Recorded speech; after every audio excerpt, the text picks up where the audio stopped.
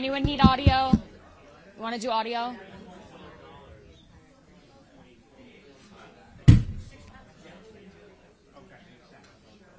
Test, mic check, 1, 2, 3, 4, 5, 6. 1, 2, 3. Mic check, good? Good on that side? Good on that side? Okay. Now's a probably bad time to say that we're running 10 minutes behind schedule. But there it is. Thank you. But the audio is amazing.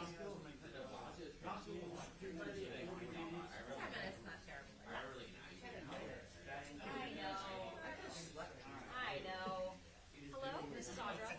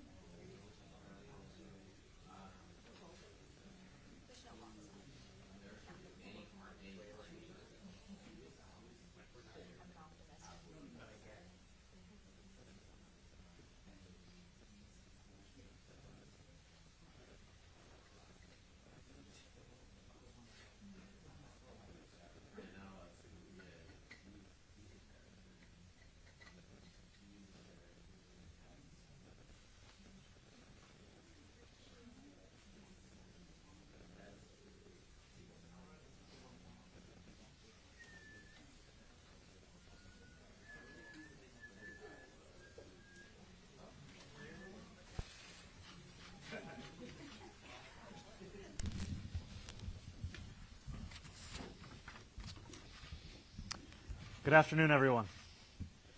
This campaign was built around a core belief, a government that prioritized working people instead of simply the wealthy and the well-connected could transform New Yorkers' day-to-day lives.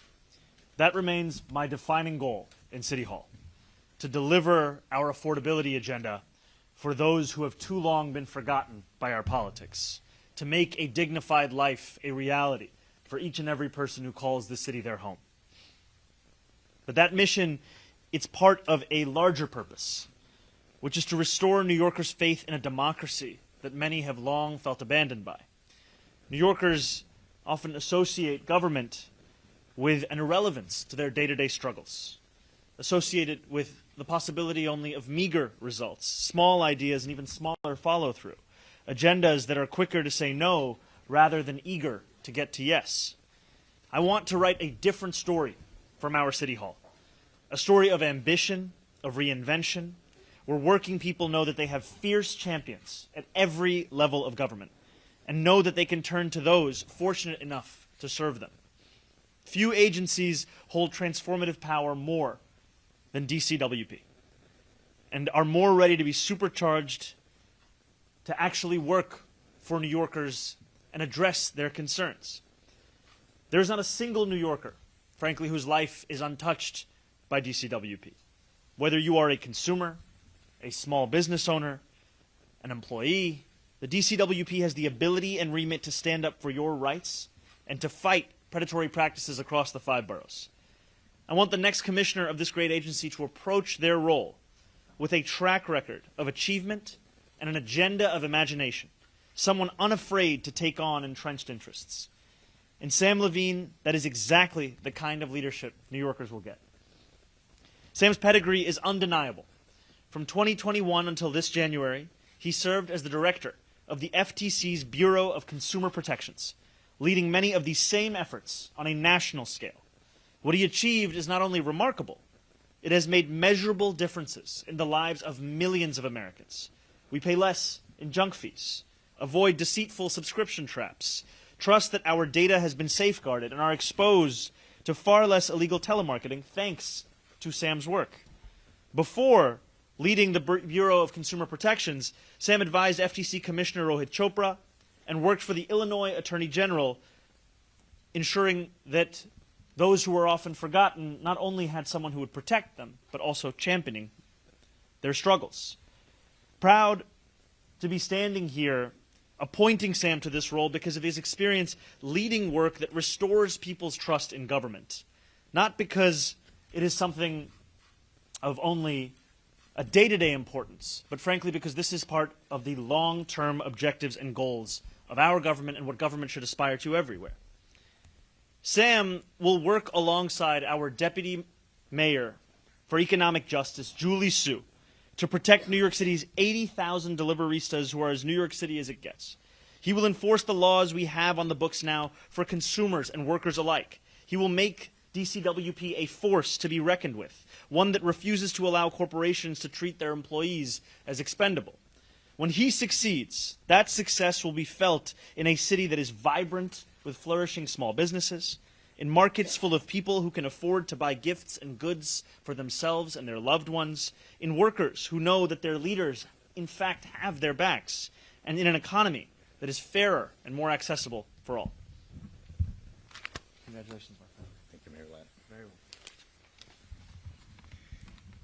Thank you, Mayor Elect, for the opportunity to serve as your next Commissioner of the Department of Consumer and Worker Protection. I'm a relatively new New Yorker, but my family has deep roots here. In fact, my grandmother, Eleanor Levy, grew up on the Lower East Side, just a few blocks from where I live today. She was a teacher here in the city, and it's a great honor to carry on that tradition of public service. I believe that the law is a tool for justice. It's not a static text, but a living and breathing instrument that has the power to transform the lives of working people. This belief has driven my work across these last 2 decades, from spearheading efforts to challenge illegal foreclosures when I was in law school, to taking on predatory for-profit schools as an assistant attorney general, returning millions of dollars to defrauded students. I believe the law is how we hold bad actors accountable. This is the work I was so proud to lead as director of the Bureau of Consumer Protection at the Federal Trade Commission. In that role, I took on Grubhub for exploiting delivery drivers and restaurants, Care.com for misleading home health care workers, Amazon and its top executives for trapping people in subscriptions they didn't want, Meta and TikTok for stealing our data and putting our children at risk. And I fought to close loopholes that let scammers and predatory lenders prey on small businesses with impunity. I believe that city government cannot be a passive bystander as corporations scheme to exploit working New Yorkers. I believe we must be relentless, diligent, and innovative in how we defend the people who built the city and call it home. The need for strong leadership at the Department of Consumer and Worker Protection is at an all-time high. Millions of New Yorkers are being crushed by the cost of living crisis. The 80,000 deliveristas who weave about Manhattan and Brooklyn delivering food and medicine. The thousands of working-class taxi drivers who take us to the airport and to our friends' homes. Tenants struggling with junk fees on top of sky-high rent. The bodegas who line our street corners, the bodegas we start and end our days at. These working-class New Yorkers are the very heart of this city. There is simply no New York without them. And it is time they have a city government that has their back. As Commissioner for the Department of Consumer and Worker Protection, I'll make sure that every gig worker, small business owner, independent contractor, and consumer knows their rights and knows with confidence that they have a champion in the city government. Gone are the days when companies like Instacart and DoorDash can bully their way into record profits on the backs of workers and consumers. Gone are the days when laws like just cause protections are allowed to be overlooked or forgotten. Gone are the days when we let key economic justice tools collect dust instead of using them to advance fairness for working people. I want to thank two of my colleagues and role models who have demonstrated that the world we dream of is within reach. Lena Khan, who served as chair of the FTC, now as co-chair of the transition team, and Rohit Chopra, who I served at the FTC and most recently led the Consumer Financial Protection Bureau. I also want to say, to the community organizations who have been leading this work long before me, I am so looking forward to hearing from you about your fight and to joining it alongside you. To Workers United, Workers Justice Project, Street Vendor Project, National Domestic Workers Alliance, Bronx Works, and the deliveristas who power the city, thank you to all you have done for keeping the dream of New York City alive. To our union partners, like UAW, 32BJ, and HTC, you have set standards for entire industries through collective bargaining, new organizing, and innovative policy and legislation. All New Yorkers benefit from your efforts, and I am looking forward to this continued partnership. To Julie Su, the incoming deputy mayor for economic justice, I have so much faith in your ability to keep the spotlight on working people bright, and I'm ready to serve alongside you. Lastly, I want to thank the people of New York for putting their trust in me. I look forward to getting to work. Thanks very much.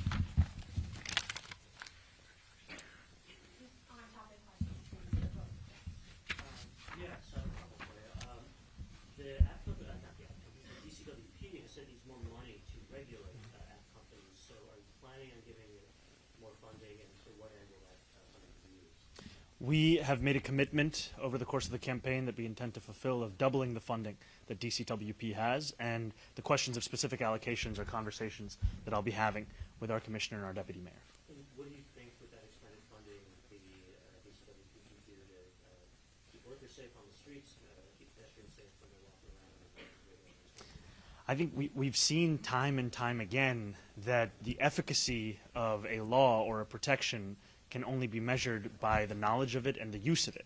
And there are so many existing laws that we have had, whether for the last few months or the last few years, that are not actually being enforced, and we know that funding is a critical reason for that. And so in doubling the funding for DCWP, we are confident in increasing its efficacy in enforcement and also in oversight.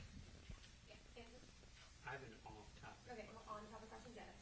Hi, same way the mayor, like, could you just say a little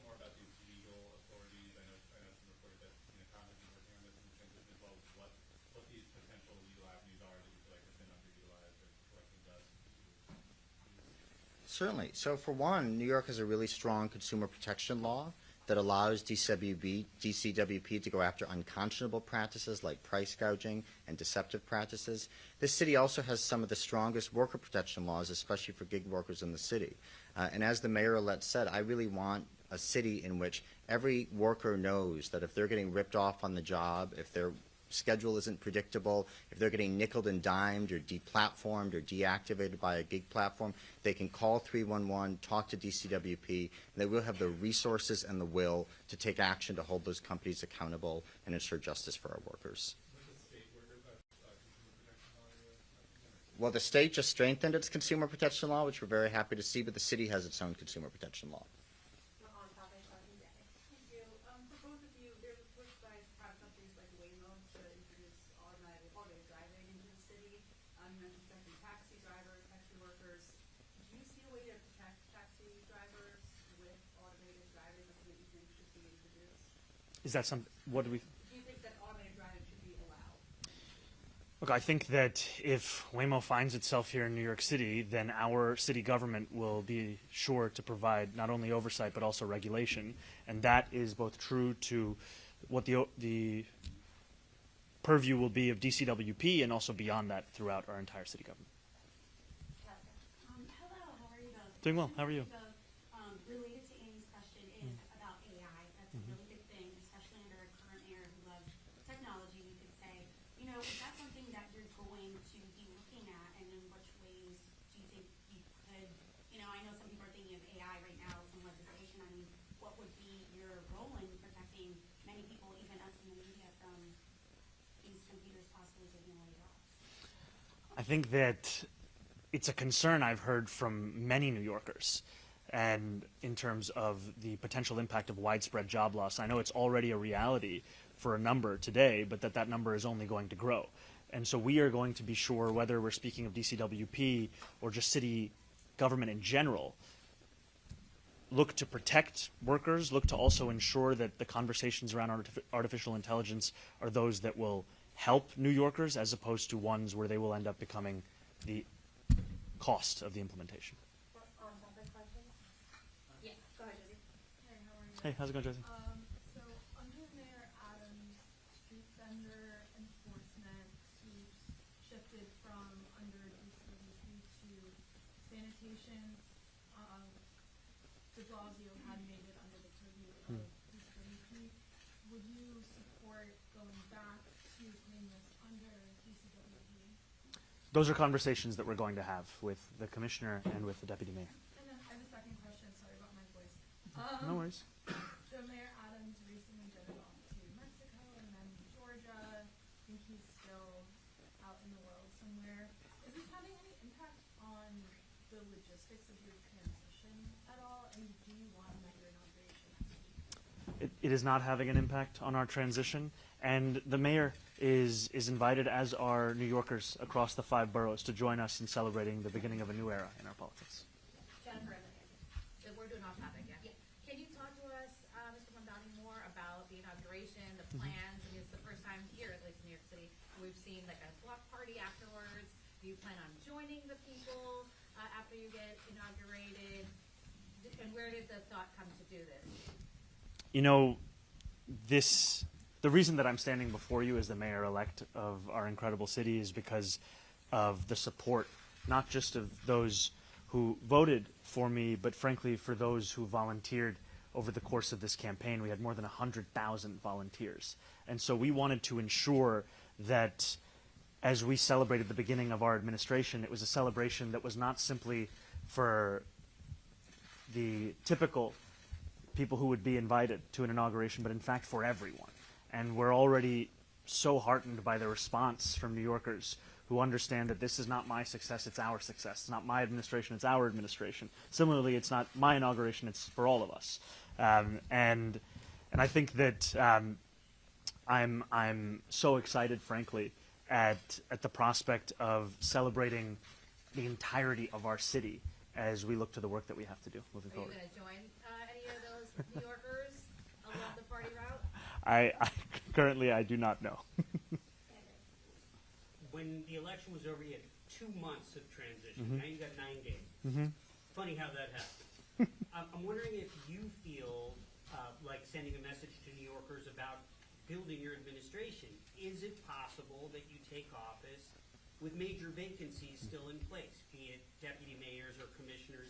And if that happens, what should New Yorkers take away from that? We are fully confident in the team that we are assembling and in the pace at which we are assembling it. When we take office on January 1st, we will have our cabinet ready to deliver for New Yorkers, and there will obviously be appointments that continue beyond that time, as it always does under other administrations, but we will have the people in place necessary to start to deliver not only on our affordability agenda, but frankly, to deliver on the day-to-day services that New Yorkers require.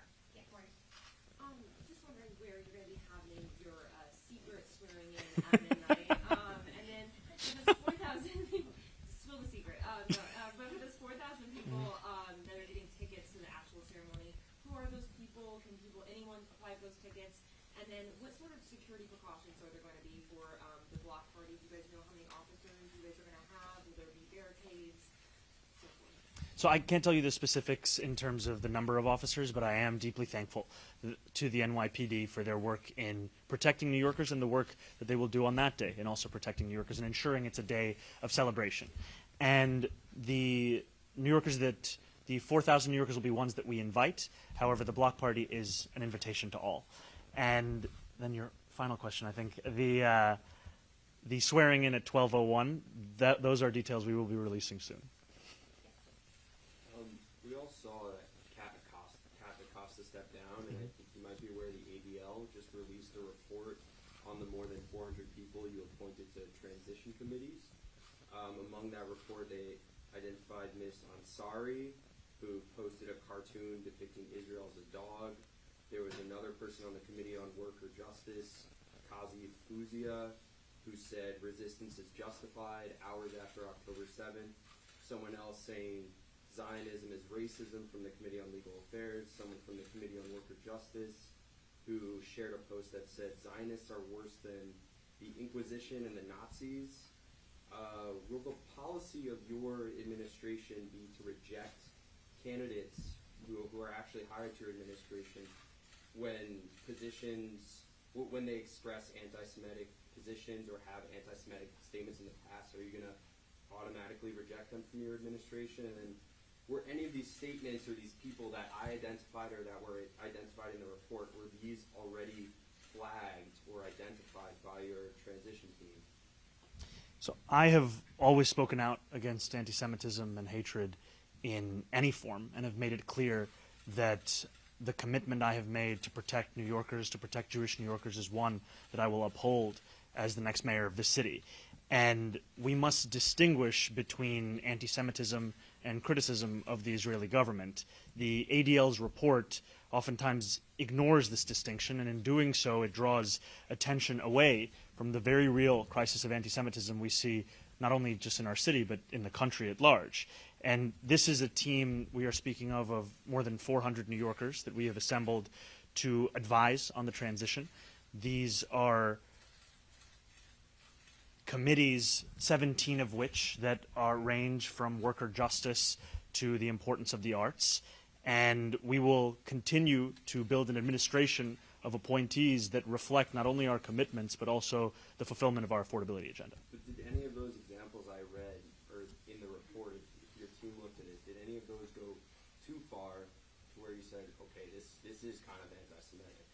I think there's no tolerance for anti-Semitism, and also when we're thinking about critiques of Zionism and different forms of political expression, as much of what this report focuses on, there's a wide variety of political opinion, even within our own 400-plus transition committee, on the Israeli government and its conduct. Yeah, please. I was on the transition committee. I'm also a Jewish New Yorker. I have every confidence that the mayor-elect will be a mayor for all New Yorkers. If I had any doubt whatsoever, I would not be standing here today. Thank you guys so much. All right. Thank you.